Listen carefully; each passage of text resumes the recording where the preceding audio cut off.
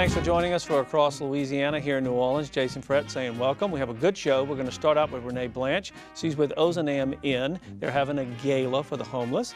Then there's Bob Dunn. He works at Delgado Community College. Dolphin Radio is the subject. And then Carmen Sunda joins us. She's with the Louisiana Small Business Development Center, and they're going to talk about great things if you want to run a business. And then our producer of the show, Millie Baudier, is here, and she's going to talk about the Tour de Jefferson bike ride for 700 riders in Jefferson Parish. All this and more. Stay with us. We'll be right back on Across Louisiana.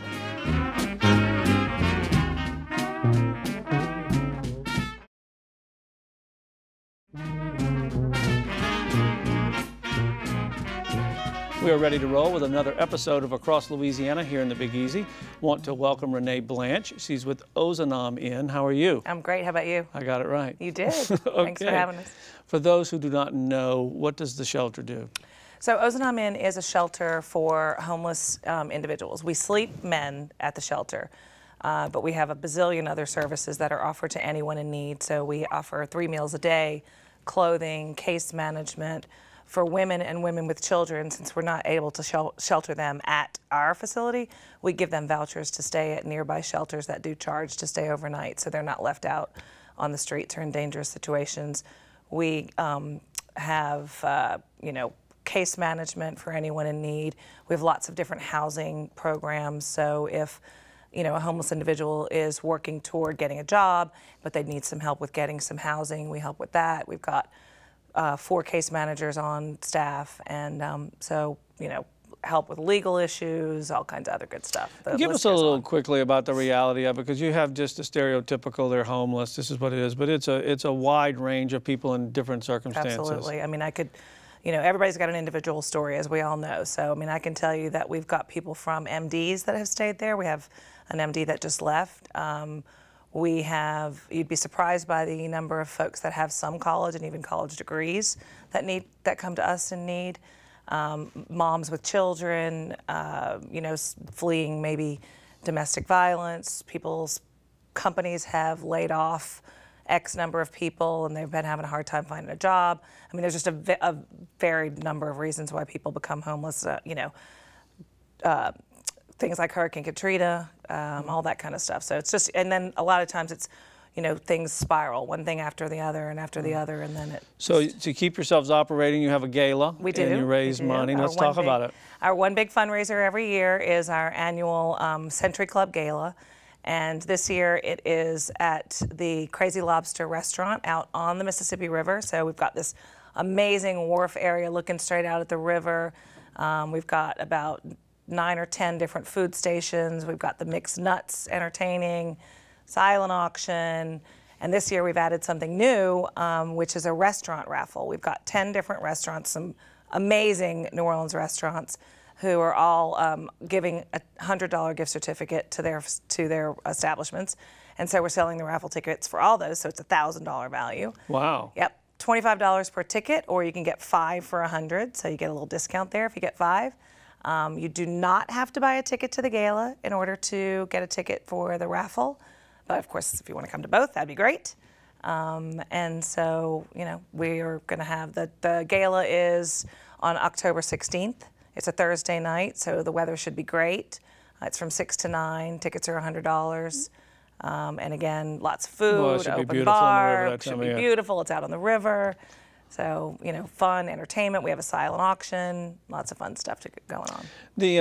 Talk just real quickly, you guys, the partnerships that you have. Someone told me you work with the medical students, yep. Stuff like that. We do. We have both LSU and Tulane medical students and doctors actually come and run clinics at our inn, at the Ozanam Inn, on the weekends, every weekend. It's open to anybody in need. You don't need to. Everything that's offered at the Ozanam Inn is free of charge. There's never a charge for anything. So the clinics are open every weekend.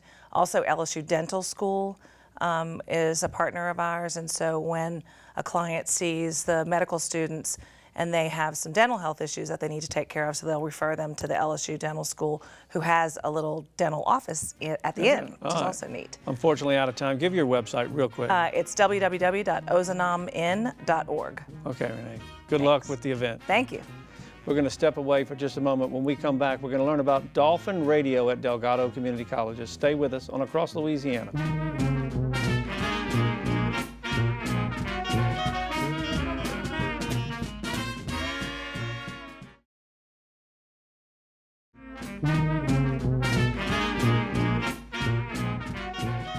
Welcome back to Across Louisiana. As you may or may not know, there are 3 Channel 4s in Louisiana: New Orleans, Baton Rouge, Lafayette. Lots of local programming. Keeping it organized takes a monstrous task and is done by our very own Dunn. And I bring that up because her husband, Bob Dunn, joins us today. Welcome, Bob. And I imagine she tries to organize your life as well. No, we do a good job of keeping things balanced. We keep work at work and home at home. All righty. Well, we will go on with our program here and talk about what you came to talk about, the Delgado Community College radio station, Dolphin Radio. That's right. And first off, I want to say thanks to Cox, because they're helping us out too in this project, and we appreciate their support. But Delgado Community College is one of under 10. I'm not sure exactly what the number is. It was 7. I think we've got maybe 1 or 2 more community colleges nationwide that last year was given by the FCC permission to launch a 100-watt low-power FM station. And so we're going to be putting WXDR LP on the air, 98.9, a little bit later this year. And it's pretty exciting because our little campus radio station's been on the internet. Now we get to hit the city as well. All right, so imagine that it's not only a technical undertaking, but you're going to need some funds. You've got to pay engineers and licensing, and what are you doing? Well, I sort of am the engineer, so that part is covered. But the equipment is not cheap, and we've been doing a little fundraising. Thanks to our Student Government Association and to outside donors, we've done some grassroots fundraising on Facebook and Twitter. We've been able to purchase the transmitter. We're now going to purchase our antenna, and then we have to hire a guy who will climb up the 125-foot tower and hang that antenna. A few other little pieces of equipment. Crocodile Dundee type of a guy that's willing to go up. You're going to pay whatever he tells you, right? Better him than me, because I'm not climbing up any tower and hanging any antenna. Talk a little bit about, radio. I did college radio in the 70s. It's changed quite a bit. Talk about where it is now, Bob. Well, college radio has changed, but then again, it hasn't. I mean, radio as a whole has changed because there's a lot of competition from internet streaming and things like the different services that you can get, Pandora and Spotify and the like. So there's a lot of competition, but college radio still is sort of the essential starting place for many broadcasters. I got the start of my career, which has lasted about 40 years now, in college radio, and I'm surprised and then not surprised when I find the number of people in television and radio and even in news who got their start at the college radio station. I was at, it was called WLSU in Tiger Stadium back in the day. Yeah. You're in a wonderful place over there. I always call it the wonderful college near City Park and Bud's Broiler. Talk about Delgado a little bit. Well, Delgado Community College is the 2nd largest institution of higher learning in the state of Louisiana, behind LSU. Wow. And it's certainly the oldest and largest community college in the state. Started in 1921. And it's an amazing institution because just about every day I find out, I didn't know we were teaching that. I mean, things from funeral services to radiological technician to a whole bunch of other health support areas. Of course, our famous culinary arts school, and so many different areas. I teach television production and radio, kind of a natural thing, to be the faculty advisor for the radio station, to have a background in broadcasting. But we have a really diverse population, young people, old people, and just a wonderful range of different educational opportunities. People want to get trained in a specific area, they can get training. If they want to go to a 4-year institution after getting their 2-year degree, we have opportunities for that as well. All right, we have unfortunately run out of time. Real quick, how people can help with your radio station? Well, we can still use some financial support. Dolphinradio.org, DOLPHIN.org, dolphinradio.org, and click on the donate button and we'll take whatever you can offer. Hey, Bob Dunn, we are done. Thank you. Thank you so much. All right, see you soon. Okay, we're going to come back and learn about small business funding and education for you. Stay here on Across Louisiana.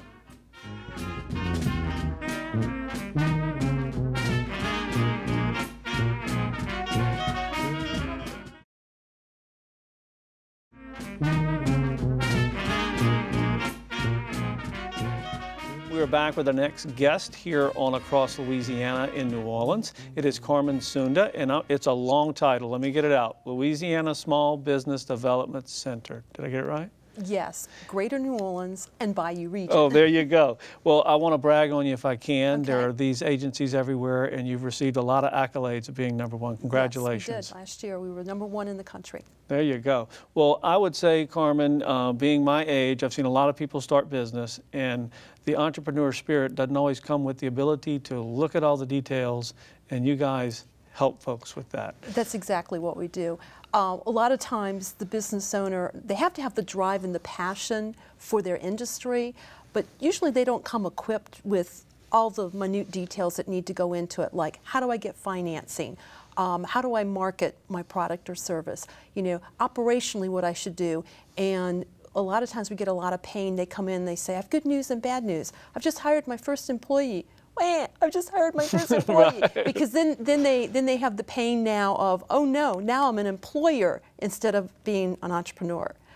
So we deal with a lot of those issues with our growing companies that are expanding across Southeast Louisiana. You know, I've had some experience talking to Heidi over in Lafayette. My understanding is you guys have some core things you do all the time. Absolutely. And then some special things. Talk about just kind of the core things. The core things we do, at the heart of what we do are 3 things: business education, business consulting, and access to capital. So on the business education side, we run workshops weekly.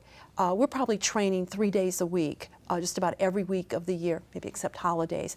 And so these core courses might be, you know, 5 steps to secure financing, or how to form and register your company, or writing a business plan, or the business planning process. So those core things are run all the time. And then what we do is we also offer some fairly intensive one-day, half-day workshops for the entrepreneur that wants to dig in a little deeper. So coming up in October, on October 17th here locally, we have an all-day seminar workshop called Building Your Business Online.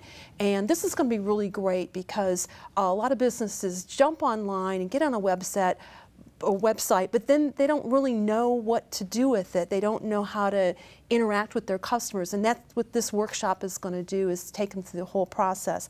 And then we also have companies that kind of get to the point where, okay, I've grown, here I am, now what? And they sort of reach that stagnant, they can't get over the next hump. And so we have another all-day workshop for them called Building Your Strategy for Growth. Again, a deeper dive into what they might need. And that's going to be October 31st. And both of those workshops are designed for a smaller group, but have more one-on-one with the participants. So those are going to be really, really good. And we'll be doing a series of those over the next several months. Very difficult to be everything in the company on the grindstone and be planning strategically a couple years out. But if you don't, you're not going to have the capital to invest. And what businesses need to realize too is, you know, once they sort of reach that, over that initial hump, the thing they need to be looking at is, where am I going to be next year, next 2 years, next 5 years? How am I going to get there? And really strategically plotting that out. And sometimes what they fail to do is to think about what types of skill sets they're going to need in their business, the types of employees that they're going to need. And then some of them forget to continuously look for new customers. Right. Well, you need a unity of opposites. We have run out of time. Give us your contact info so people can come see this. Contact information for the local Small Business Development Center here is 504-831-3730. Our website is www.lsbdc.org. All right, Carmen, thanks. Good to see you. Thank you. Okay, thanks, Jason. Stick around. We're going to be right back with a real treat. You're going to meet the lady we call Boss Lady here on Across Louisiana in New Orleans. Stay with us.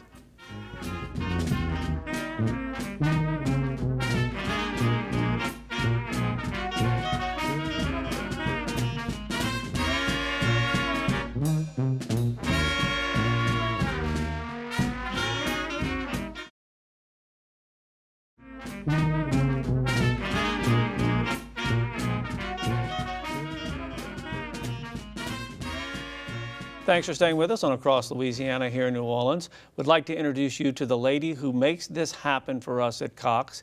This is Millie Baudier, and she is in our Public Affairs Department. Thanks for all you do to bring this show to our citizens here in the state. Thank you so much. Thank you for having me.